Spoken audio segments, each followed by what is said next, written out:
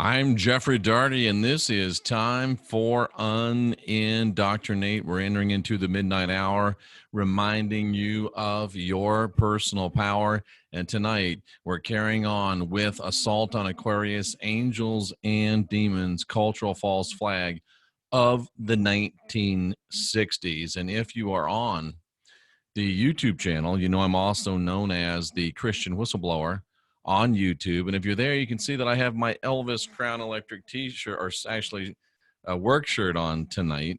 Of course, we're a little bit late because we're pretty much moving out of Elvis for the time being and into the Paul McCartney, Paul is Dead portion of our podcast extravaganza. But do go over to Christian Whistleblower on YouTube or Jeffrey Daugherty on YouTube. That's my name. Subscribe while you're there and take advantage of the great podcast excellence that's available to you. Almost 2,500. I deleted some of the old ones, so we dropped under 2,500, but lots and lots of videos and a lot of great a lot of great stuff and a lot of growth too. You can tell over the years that we've been doing this. So we're not locked into any one mindset. We grow, we learn, we expand.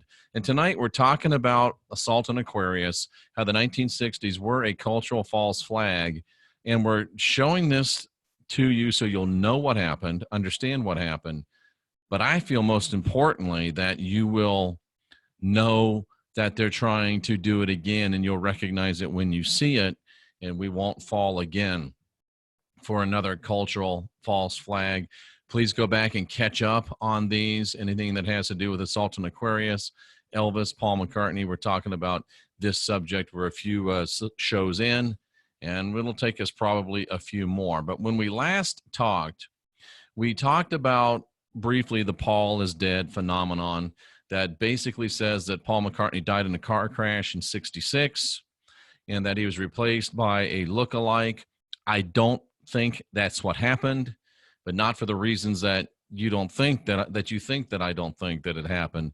And we'll get into that more deeply. I cited the work of, I just forgot her name real quickly, Tina Foster, because I know her real name. That's a pen name. Tina Foster. We haven't seen eye to eye on everything. I don't think she's completely right about the Paul is dead, but she does has brought out a lot of great research. She believes that McCartney was replaced, pardon me, a lot of work lately. I'll try to hit the mute button from now on. She thinks McCartney was replaced, in her words, in late 1966, about August 1966. And again, another interesting corollary between Elvis and Paul McCartney. Elvis, of course, would die in August of 77. Elvis would die in 77. Paul and Foster's reckoning, and she may be right, and I'll get to where we're a little different. I should probably try to get her back on the show and talk about these new developments, but 66, 77. You see, they play with things a lot, and these are indicators that there are some markers. So Paul, 66, Elvis, 77, 11 more. So I think that she's probably right, but he wasn't replaced. There was a lot of other things going on. She thinks that it was Paul, and we showed you the picture yesterday. And again, you can go on the Christian Whistleblower YouTube. Just go to YouTube, type in Christian Whistleblower, and you can see all the pictures. And I'm also putting out a new edition of the book I wrote. I wrote a book called Assault on Aquarius, and now I'm expanding that to be Assault on Aquarius, Angels and Demons, and we're expanding it to include information about JFK, about Charles Manson, and much more information that I've learned since this book was published a couple of years ago about both the Paul is dead, Paul McCartney, and the Elvis Presley story. So she thinks, and I believe, August 66, the August 66 interview was Paul, the real Paul, the original Paul, the unmolested, if you will, Paul, 19 August of 66. And then in Seattle on August 25th, she thinks that it was, again, the real Paul. That's her opinion. I tend to share it. Again, August of 66. And again, it's so funny, the coincidence And then here we go with Elvis in 76. Memphis was the next to last place. Seattle was the last place. That's, of course, where Jimi Hendrix died. So they're just bringing in so much of this stuff. It's really nuts. Now, here we go. 1966, 28 August, which is a 10 or 1. 1966, August 28. Foster believes that Paul, it's the new Paul. We saw the last of the old Paul on August 25th. We see the new Paul on August 28th. And we're going to talk about why I don't think it was the new Paul, but it was indeed a different Paul. And I'm going to show you, for those of you that are over on, again, the Christian Whistleblower YouTube, we're going to show you a picture here. And this is what Foster thinks is the first appearance of what she calls Fall, F-A-U-L, the new Paul. And, of course, here's Harrison, Paul, Lennon, and Ringo Starr. They are here in L.A. in 1966. And Foster notes, as you can see here in the text of the ebook, that Paul keeps putting his hand up to his face as though to casually hide it, as though self-conscious, and maybe trying to prevent anyone from noticing subtle differences between him and Paul. So that's what Foster thinks. She has, I think she's identified the correct disease, but she has misidentified the symptoms that brought us up to that. So regardless of whether Ms. Foster is correct, and she happens to be an attorney, so she's not a complete whack job. Not that there aren't attorneys that are whack jobs, but she is an attorney. She is a responsible individual. I won't give any more about her personal life, but yeah, there's not just some crazy person. And regardless of whether she's correct in her assertions, one thing can't be denied, folks. There is a ton, and I mean a ton, of photographical evidence that makes it very difficult, if not impossible, for any objective observer to dispute that significant physical changes can be seen in Paul McCartney beginning around late 1966 and the Sgt. Pepper's Lonely Hearts Club album. Additionally, Foster cites what proves to be a very compelling biometrical analysis of McCartney before and after 1966, completed by Italian forensic researchers Francesco Gazzavini and Gabriella Carlesi. This was a forensic research done by two forensic researchers, doctors. They did it. It was Italians. They did it. It was published in, I think it was published in Spin magazine. But the analysis concluded that there were discrepancies in McCartney's facial features that could not be accounted for by error or plastic surgery. That's important. Changes, discrepancies in pre-66 and post-66 Paul McCartney that could not be accounted for by error or plastic surgery. She's correct in that, but again, for the wrong reasons. The study was actually referenced in a Italian version of the magazine Wired. And again, while I personally find Foster's assertions to be fascinating, have had her on my shows to talk about her work, I think there's a more plausible explanation for the physical changes other than McCartney's murder and replacement, even though when I give you those explanations, they are far from vanilla. They have a great deal of woo-woo in them as well, folks. And she and the folks that are join her in the PID, the Paul is Dead field, have correctly identified strange anomalies in the life of Paul McCartney that certainly do demand explanation. And I find most of their explanations on the right track, but they arrive at the wrong decision. So we're going to take a look. And if you really want to get the most of this, you'll want to go to the YouTube. Now, I know as I give this show to you, it's exclusive on Odyssey Radio, but by the next couple of days, they leak their way out onto the Christian Whistleblower YouTube page. And, you know, I do a lot of work. People are saying, Jeff, how do you keep going? Well, I keep going because we're trying to change the world, and so are my friends at STEMlight. I keep getting emails and phone messages from people that are taking advantage of the stem cell therapy and how it's changing their life. This is not aborted babies. Stop with that foolishness. This comes from donated umbilical cords, and these stem cells are doing miraculous things. If you've got bad injuries, if you've got chronic pain, if you're just suffering from the ravages of aging, maybe a hard knock life, go to jeffreydaugherty.com. Click on the STEMlight logo. If you need therapy for yourself, and I just got a beautiful email today from a lady that's headed down to STEMlight to get her treatment. Click on the STEMlight logo. Use the word healed. They'll give you 20% off. That's a tremendous discount. If you're a doctor, you know how well stem cell therapy works. Why not align yourself with the company that is working with the National Football League Alumni Association and bears the NFL seal? That's amazing. Use the word heal, but go to southernstem.com. So, and speaking of doctors, I want to take a look now and discuss the eyes and the eyebrows of one Paul McCartney. Now, Tina Foster and several others have pointed out big differences in the eyebrows of the Paul McCartney of 64 and the Paul of 67. Now, I'm not a doctor. I don't even play one on YouTube. But I do know not much.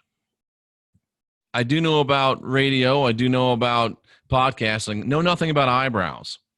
But I do know how to look at a picture and see differences. And the photos that I'm viewing, and I'm going to show you, really do seem to clearly show that Paul's eyebrows dramatically flattened, almost to the point of inversion, during the years of 64 to 67. Now, okay, Jeff, so what? His eyebrows shape change. Here's the thing, folks.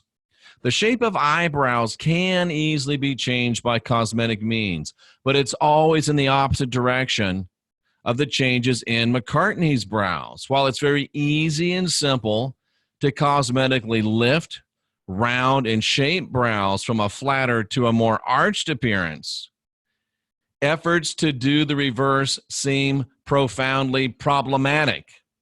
Now, the U.S. National Library of Medicine, the U.S. National Library of Medicine, the National Institutes of Health have stated in an eyebrow study, yes, ladies and gentlemen, there really are eyebrow studies. And there's an eyebrow study by the U.S. National Library of Medicine from the National Institutes of Health that says this, ladies and gentlemen. We're talking about eyebrows, specifically Paul McCartney's eyebrows, as in changes therein here on Unindoctrinate. I'm Jeffrey Daugherty. Unlike other areas of the body where there is descent of soft tissues, and we kind of know what they're talking about, tissues that descend, tissues that droop, tissues that sag, but we've got STEMlight to help with that. And we're not going to spend a lot of time on sagging tissues, but unlike other areas of the body where there is descent of soft tissues, there is paradoxical elevation of eyebrows with aging. Wait a second. Other areas of the body descend, but eyebrows elevate with aging, according to the National Institutes of Health. These findings explain why surgical elevation of the mid and medial brow provides results that are neither youthful nor aesthetically pleasing. Techniques that selectively elevate the lateral brow are more likely to have a rejuvenating effect. Folks, eyebrows don't get more arched. They don't, wait a minute, they do get more arched. They don't flatten. That's what we're saying, right? Eyebrows do not flatten. Eyebrows do not flatten. So, if anything, we would expect eyebrows to lift with age. And yet, when we look at Paul McCartney's eyebrows, They act in a medically paradoxical fashion. And this really isn't an opinion. It's an observable fact that really doesn't require any explanation, ladies and gentlemen. So let's take a look at this. If you're on YouTube, you can see it in 3, 2, 1-ish. If you're listening to the debut here on Indoctrinate on Odyssey, we'll just have to keep you in suspense until tomorrow night. But look at this. Here's McCartney, young, very arched eyebrows. Here's McCartney, old, flat. But the medical National Institutes of Health just told us eyebrows don't go from arched to flat. They go from flat to arched. And if you look at these eyebrows, ladies and gentlemen, there is no doubt that dude on left, 64-ish Paul McCartney, big arched eyebrows. Dude on right, 67-ish Paul McCartney, flat eyebrows. Folks, this is some rather groundbreaking information. Plus, folks, many researchers, including Tina Foster, have also held that McCartney's eye color has changed from brown eyes to light green. And again, photographic evidence is quite compelling. The young McCartney clearly has dark brown eyes. The older McCartney, the Sir Paul that's with us now, green eyes or possibly hazel eyes. Okay, Jeff, so his eye color changed. So what? That happens. Listen to this. The Wall Street Journal published an article in 2014 by a lady named Heidi Mitchell that discussed the subject of eye color change. The article heavily quoted Dr. Ivan Schaub, a professor of ophthalmology at the University of California, Davis, and a clinical spokesman for the American Academy of Ophthalmology. Dr. Ivan Schaub, professor of ophthalmology, UC Davis, spokesman for the American Academy of Ophthalmology. Seems like a guy that might have a little bit of expertise. What do you think? And to the question of eye change, the good doctor says, eye color doesn't really change. Most Caucasians are born with light eyes, but the pigment tends to settle by about a year. Some studies suggest that eye color can change a tad with age, but for most people, eye color is fixed after the first year of life. Now, Dr. Schwab, or Schaub, it's S-C-H-W-A-B, probably Schwab. Dr. Schwab does cite exceptions like pregnancy, puberty, and he says the eyes are known to darken. Now, McCartney's changes were well after puberty, and I will state right here, ladies and gentlemen, with 100% confidence that Paul McCartney was not pregnant. I'm willing to go out on that limb. Medical science seems to dictate, folks, that number one, eye color doesn't change. If it does change, it always changes from lighter to darker. The opposite of what can be observed in Sir Paul McCartney. Let me show you another picture here on the Christian Whistleblower YouTube. Young Paul McCartney, looking somewhat like a young Sylvester Stallone there to me. Dark eyes.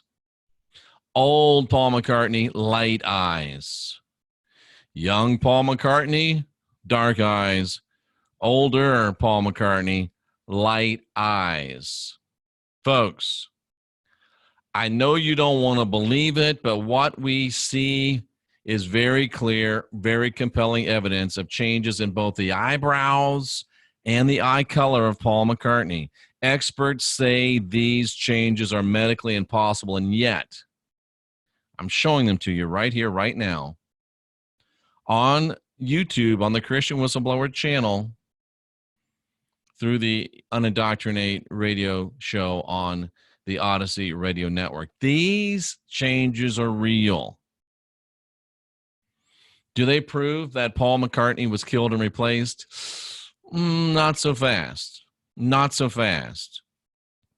In fact, Dr. Schwab, in the very same article, talks about what may prove to be a stunning answer to the McCartney eye color quandary. Listen to this. Dr. Schwab says, ladies and gentlemen, I want you to pay attention to this. This is important. Of course, everything I say is important, but Dr. Schwab says that a change of hue can indicate that something is wrong. Heterochromia, a condition in which a person's eyes are two different colors, that's one eye, one color, another eye, the other color, can be an inherited condition, or can be caused by trauma, which could shake loose some of the melanocytes, making the eye appear to be lighter or darker. So if heterochromia, where your eyes are two different colors, if they can cause one eye to become light through stress or trauma, then certainly it could, at least theoretically, cause both eyes to suffer from a chromia change and both become light. And heterochromia can also be a sign of a disease, says Dr. Schwab. Late-stage diabetics can see their eyes darken. But again, in all cases, says Dr. Schwab, changing eye color is very, very rare, always from light to dark. If you have a change of color, get looked at by an ophthalmologist. Medically speaking, change in eye color exceedingly rare. Paul's eye color has changed dramatically. How and why could his eye color have changed so dramatically? He must have been killed. He must have been replaced, Jeff, right? No, I want to go back when we come back and talk about severe trauma. Talk about things that could shake the, what were they called? That could shake the melanocytes loose and cause his eyes to go from dark to green. We'll be looking at that when we get back on Unindoctrinate. Paul McCartney, eyebrow change. Paul McCartney, eye change. Is Paul dead? No, but Paul may have been through such hell that there might have been times where he wished he were. Ladies and gentlemen, I'm Jeffrey Daugherty. This is Unindoctrinate. We're coming to you on the Odyssey Radio Network. I invite you to go also to the great YouTube and subscribe to my Christian Whistleblower YouTube channel. And don't forget about Stemlight, jeffreydaugherty.com. Use the word heal, or doctors go to southernstem.com. Use the word heal as well. When we get back, what else could have happened to McCartney besides death and replacement to cause these impossible medical irregularities? We'll touch on that when we get back.